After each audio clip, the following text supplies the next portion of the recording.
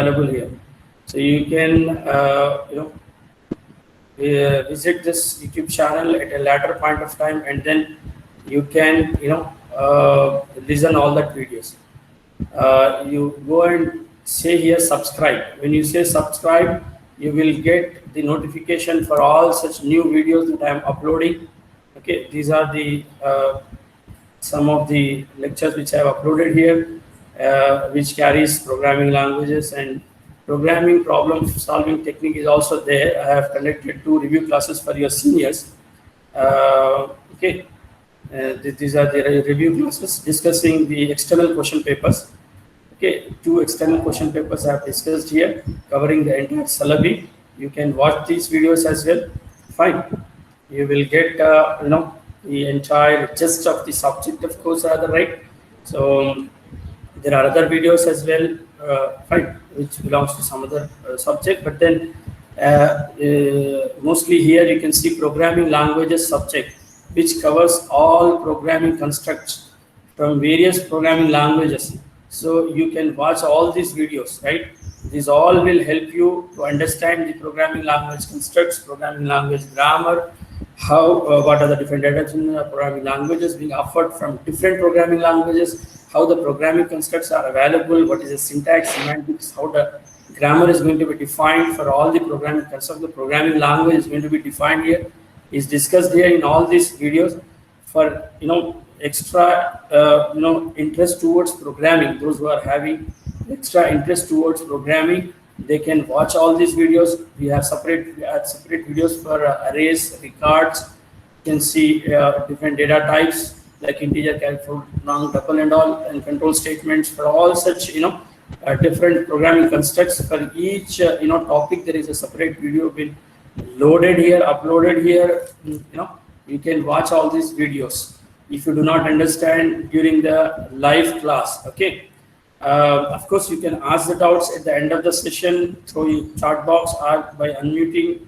You can ask the doubts. But still, if you're having some doubts or but could not ask during the class, you can go to my live YouTube channel, and you can listen the videos. And what all the classes that are going to be taken up from here onwards, all are being recorded, edited, and then uploaded in this YouTube channel. Fine. So I hope it is clear to all of you. Then this is my website. Okay, if you just click here, okay, you can find my website here. Okay, so in my website you can find the PPS entire material is available here. PPSC, okay, academic year 1920, same syllabus is there for you as well. Okay, the question bank of all 5 units is available. You can just click on download. You'll get all the questions which are being covered as part of all 5 units, which can be asked during both your internal and external. You can download this. Okay, then you have lab manual. You can download in advance as well, but probably I'll provide you at the end. No issue, right? These are my lecture notes here. You can just by clicking here, you'll get the lecture notes, right? Getting the point. So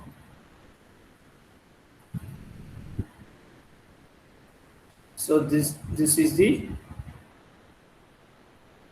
lecture notes, and these are the PPTs. Okay, just click on download, you'll get it, right? Then the assignments given before, of course, here, and then good. This is all about the material of your subject, PPSC subject, which is available on my website. You can just go to my website. How do you go to my website? You just have to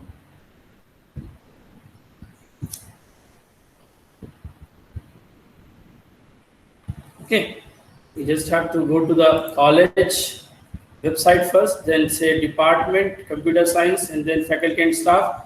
Then you get my profile here. When you click on my profile, you will get this data, right? So here you can find my YouTube channel. All the video lectures recorded, been edited, been uploaded on my channel. Okay, so you can visit and then listen all such offline. Fine. And then this is my website. Okay, got my point. So in my website, you can see the entire subject notes is available, material is available, PPTs, lab record, all possible questions can be covered, as part of this 5 units will be asked in the external. All that are there, you can have a visit once. Okay. So this is what I wanted to communicate and convey to you, that I am providing you the entire information beforehand to you, so that those who are interested can go through the notes and then come back to my class and can understand well rather, right? If you have prepared a bit before the class, then you can understand much better when I am explaining the same in the class. Okay. Online platform which I am using to execute, to show, to demonstrate the lab programs here, right? So a small program is readily available here. You can see. Fine. Can you see my screen? Online GDB screen? Yes, sir. Yes, sir. Yeah. So you can see a small program is written here. Fine. A sample program. Hash include stdio.h. Fine. Int main, and inside the main there is a small statement printf. Within parentheses I have some string to be displayed on the console, right? Hello world. Okay. Now let us execute this. Fine. I'll show you how to execute, how to save, how to start your new project. Okay. One project. These are all my projects which I have done before. So with my account it is associated with. So okay. So I have now been registered with my official mail ID. You can see my name here. Once I get registered, welcome Muhammad Abdul. This is how you can go ahead with it. So just type onlinegdb.com in URL, then you get a window. Then when you say login option was there before rather, right? So when you click that login option, you were opened with that tab that I have shown you before, where you need to create an account. Just write your name, type your official mail ID, just approve this window where you have options like to run the program, to debug, to stop, to share, to save, and to beautify, and to download. You can download once you finish writing the code and execute it. You can rather download also, right? So I hope this is clear to all of you. So what is that you have to do? First thing is you need to go to the online GDB. Okay. You need to go to onlinegdb.com. Once you go there, you find login option at the left bottom. Fine. When you click on, you will be asked to create an account. Just create an account. There will be 3 text boxes given. First one you are giving your name. Second one you are giving your mail ID. Next one is password. Just say click. You will be created with your login ID. So all of you have created your account in online GDB. I hope all of you have created rather, right? Yes. Pranay. Show you the next step. Fine. What is that we're going to do on this online compiler to execute our programs, right? So there is a small program. You can see a small sample program is given here. Okay, to just display the hello world. I'll show you how to execute this first. Then I will explain you what this program consists of, rather, right? So what you do is you first save the project. To save the project, you can go to save option. Just say when you say save, you will be asked to give the name of the project. You can give the name of the project as, let us say, hello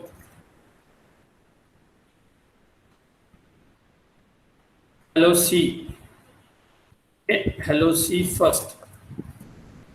So here the project name I am giving as hello C first. Okay, then I said save. The project is saved. You can, if I go to my projects, you can see my project. In my project, you can see there is a hello C first available, right? Can you see my project now? Yes. In my projects, I can find that hello C first when I saved it, right? So they are all available online. All my projects which I am going to save, they are all available online. I need not to maintain any repository. Okay. anyone can access and then probably check your program. So I will check your programs by going to your account like this only. Fine. You will be saving your programs online.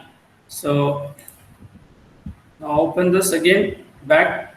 So I have opened it. Now I want to execute this program. To execute this program, what is that I'm saying here? There is an option called run. Okay, you can find there is a green, tab. First tab, green tab. This is a run tab. So if I click on run, you can find the execution will take place.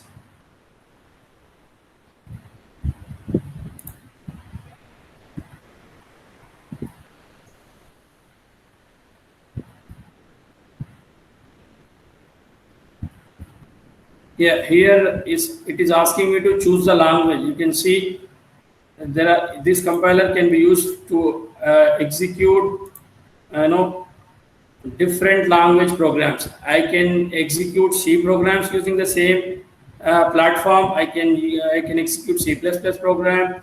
I can use Java, Python, PHP, C#, VB, HTML, Ruby, Perl, Pascal, R, Fortran, all assembly language, then Objective-C, SQLite, Swift, Rust, Go, Bash. These are all different programming languages which I can execute using the same platform. But I wanted to execute C, right? So I have to choose the language as C here, okay? Choose the language as C, then execute. When you execute, you can see there is an output displayed at the bottom in the debug window. Can you see? Pranay, can you see this? Can you see the output? This is the output, right? Hello world. Yes? Can you see the output? Pranay? Yes, sir. Yeah. So this is how you're going to execute your programs, okay, on this platform. First thing, what is that you're doing? You first create an account, okay. How do you create an account? Just say login. When you when you open the onlinegdb.com, you find login at the bottom. If you click on it, will be asking you to create a new account. You will be giving your name, ID, and password. Official mail ID. Give official mail ID and password. Then the account is created. Once account is created, you can see the window with the name at the left. Right, your name will be visible. So what all the projects that you are going to do, they'll be associated or stored in your account now, right? So to create a new project, what is that you do? You just click on create new project. When you say click on create new project, a new project is going to be created. I'll write another project here. I'll create another project here. So how to create a new project?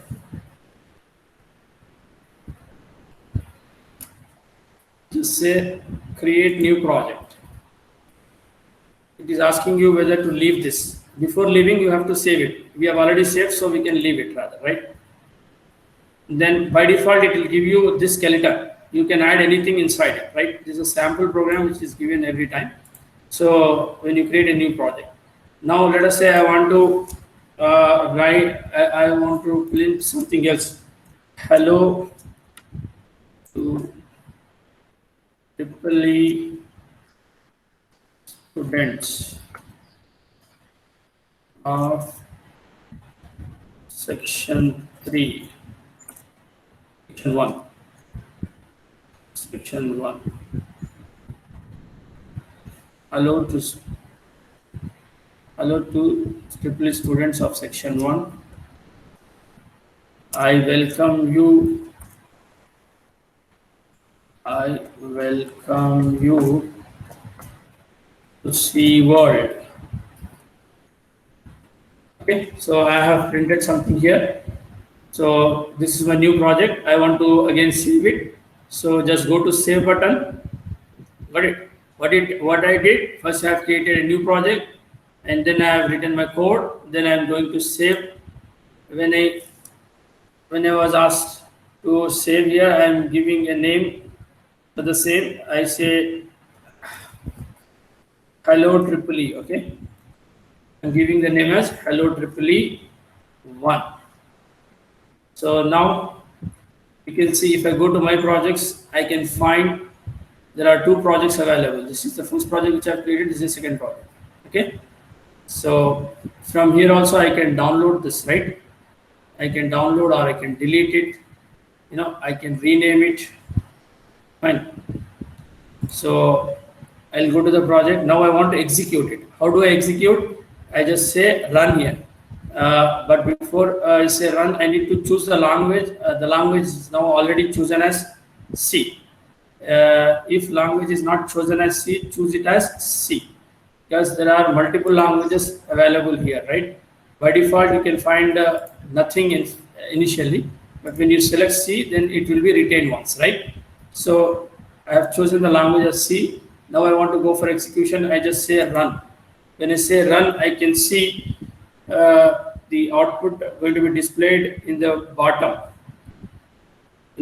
window. This is my debug window. I can see here the output: hello EEE students of section 1, I welcome you to C world. Got it? You got this message? I want all of you to execute this program. Yes? Those who are on laptop or desktop, please do this.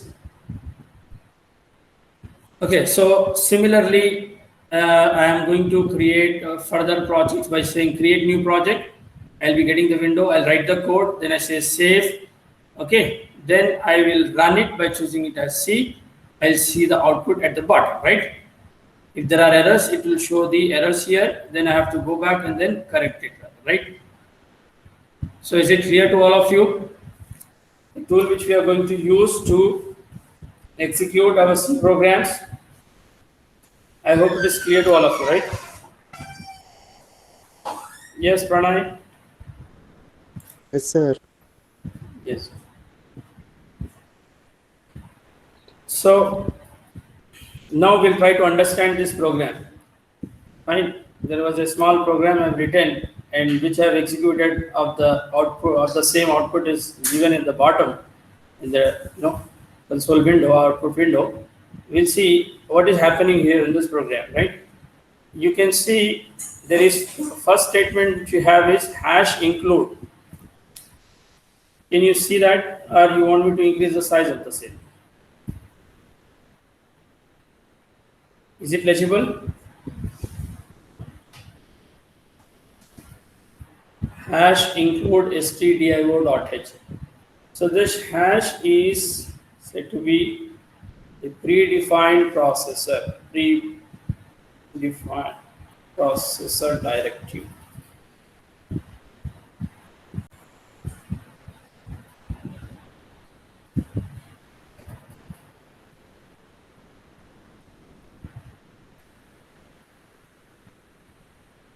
And include is going to include these header files. stdio.h is the standard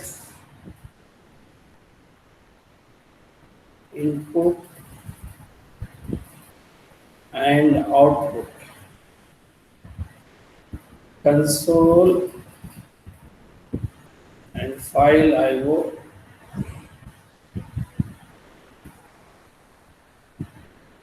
functions it consists of, right?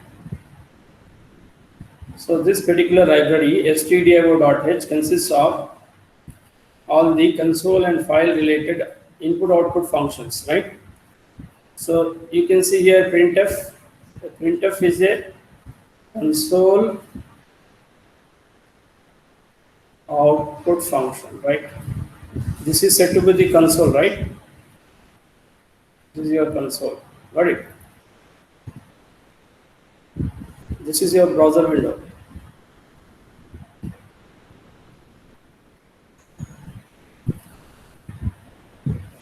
This is your program window or document window, right? So what this printf does, printf will simply print the string that you pass. This is a string, right? Inside this you are given a string. String values are enclosed in double quotes. You can see this double quotes. Fine. This is a string value. So what is that we have passed as an argument to printf? We have passed the string. So the string which is passed as an argument to this printf will simply displayed on the console. That is what it does, which is available in stdio.h. So we have included that with the help of this hash include here, right?